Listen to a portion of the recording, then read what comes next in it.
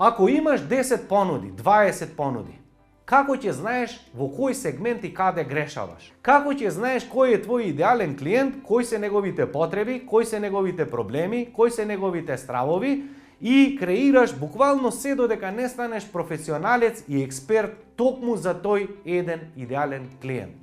И третиот дел, како знаеш дека имаш идеална понуда? Многу едноставно. Така што луѓето кампуваат и чекаат и се грабаат за твојата понуда. Така што секој еден клиент знае што му е почеток и што му е крај.